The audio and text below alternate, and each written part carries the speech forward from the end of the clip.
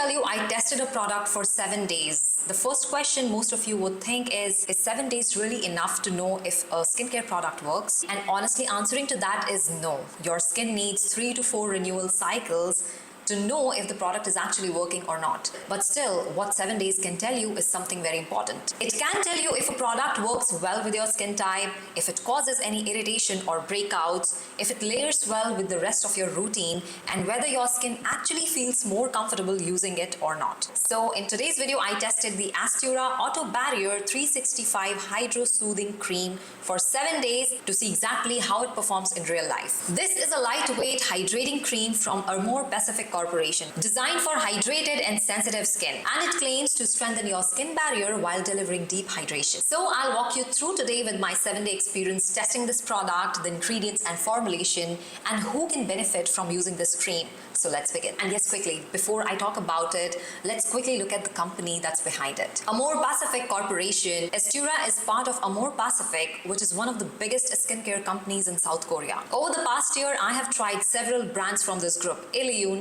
IOPE, Primera, and even their supplement brand Vital Beauty. And I have to say something honestly. Almost every time I test a product from this brand, I'm pleasantly surprised by the formulation quality. They tend to focus on skin barrier science, hydration, and dermatological testing rather than hype ingredients. And again, this cream fits perfectly into that philosophy. Okay, at this moment, let's look at some of the brand claims. According to the brand, this cream is designed for dehydrated, very sensitive skin and people who want barrier repair and deep hydration. Also, it's dermatologist tested and non-comedogenic tested as well, which means it's designed to not clog your pores. The texture here is described as a lightweight gel cream that hydrates quickly without any heaviness or stickiness. One interesting claim that it also makes is it has something called BMF, which is barrier moisture factors, which actually helps deliver hydration deep into the epidermal layers.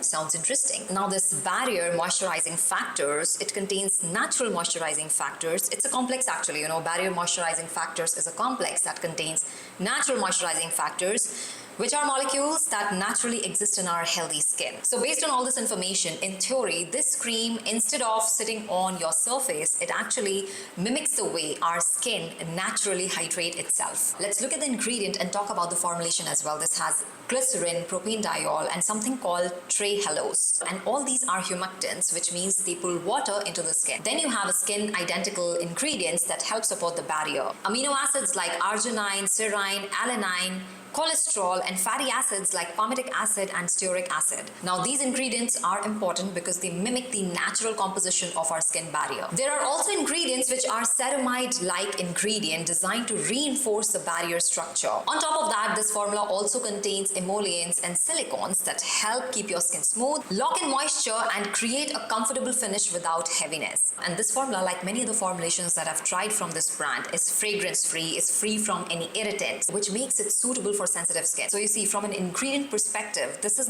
not a very trendy formulation. It's a barrier-focused hydration formula, and that's actually a good thing. Now, let me tell you something honestly. When I first used this cream, I wasn't really excited or blown away. And the reason is simple. The texture and the formulation felt very similar to something I have already used before. The Illiyoon Ceramide A2 Soothing Gel, this one feels very close to it. Both products come from the same parent company, and you can feel that shared formulation philosophy. So my first reaction was, okay, this feels good, but it doesn't feel revolutionary. But here's the thing about skincare, it doesn't really need to feel exciting. Yeah, if it does, it is a good thing you are already motivated to use it. But it needs to work consistently and support your skin. And that's where this cream started to impress me. I used this cream for 7 days, both morning and night. I tested it in different scenarios, under sunscreen in the morning, after retinoids at night, and even after shaving. Just to give you guys a perspective of my skin type and how this product interacts with it. Another thing I noticed immediately was that the quantity matters a lot. If you apply too much, it can feel slightly sticky, and this is what I was doing at night on purpose because I was using retinoids and I wanted that layer that seals in the moisture and the hydration. But in the morning, I would go with a little amount. The texture actually feels very comfortable and lightweight if you just control the quantity. In the morning, I used it under sunscreen and makeup and it layered very well. It didn't pill, it didn't feel greasy, and it didn't interfere with sunscreen. At night, I used it after my retinoid routine and it worked really well as a calming, hydrating layer. I also tested it after shaving, as I mentioned, which is usually when the skin is most reactive, and it didn't cause any irritation, any redness, stinging, or breakouts. So from a tolerance perspective, this cream performed extremely well. Now here is something important to understand. 7 days is not enough time to see dramatic visible changes in your skin. I hope we all agree with that. Barrier repair and hydration improvements usually take months, not weeks, not days. So if you compare day 1 and day 7, you probably won't see dramatic differences here. But what 7 days can tell you is something else. It tells you whether a product suits your skin type, or it can cause any irritation, it can trigger any breakouts or acne, or does it integrate well into your routine or not. And in my case, this cream passed all those tests. My skin felt well hydrated, comfortable, and balanced throughout the week. So this kind of cream will work particularly well for people who have dehydrated skin, sensitive skin, a compromised skin barrier, or people using retinoids or exfoliating acids. It's also a good option for oily or combination skin that still needs hydration but doesn't want a heavy moisturizer. Overall, after testing this moisturizer for 7 days, I can very easily say this is a solid option for a barrier repair moisturizer. It's not flashy, it's not trendy, but it's well formulated, gentle, and effective. For sensitive or dehydrated skin, that's exactly what you want. Also, while I was checking this entire range on their website, I noticed something interesting. This entire line feels very similar to the Illiyoon Ceramide A2 line, which also comes from the same parent company.